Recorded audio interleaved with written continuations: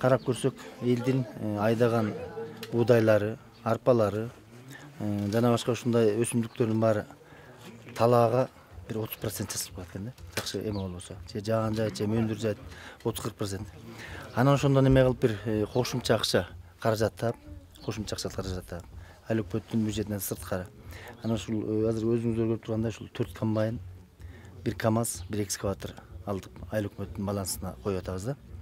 Эми бул жерден эми мурун бардык жерде ушундай болчу, ушул чүйдөн келип, тоңдон деле оштон бери келип ушу чапчу. Аларды күтүп отуруп, ошол жана айтып атпайм, бир 30-40% түшүп калчу.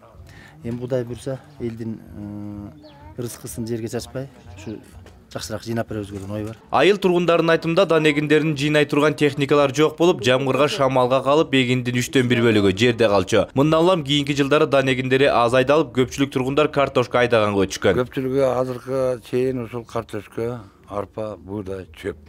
Сиз эмнегесиз? Мен чөп эгем, картошка эгем. Себеп дегенде биз чүйдөн күтчүбүз, тоңдон күтчүбүз, арга жерден жалдап келип чаптырчубуз да эгиндерибизди.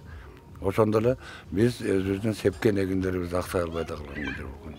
Быйыл айылга тиешелүү болгон 2000 гектардан ашык жерге суга суу жеткирилет. Бул үчүн учурда суу сактоочу насостук көлмөлөрү даярдалып, суу толтуруу иштери жүргүзүлүүдө. Эске салсак, бул айдоо аянтарына мурунку жылдары суга суу жеткен эмес. Насостук станцияны ишке кирди. Быйыл мына бир насостук станция ишке кирген турат.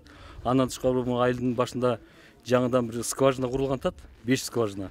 Ошол болсо мына айылдын ичиндеги суу проблемасы, мына көп жерлерге жетпеген талааларга ошол суулар жеткизсек, ушу суу маселеси абдан жакшынакай чечилип калат деген негизде туруп атабыз. Липинка айыл өкмөт башчысы Болот Сулаймановдун айтымында, айыл өкмөтүнө 12 туар жыл калынды. 3-4 жыл ичинде кичи чарба болот. Bir айыл өкмөттүн bir 50 жылкысы болсо, bir 2 коросу болсо, 2 коро кою болсо дегендей.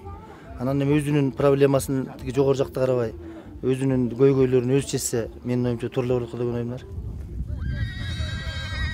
Талайбек Илипаев, Жакшылык Чортонов, Скөл облусу, Күн Сереп.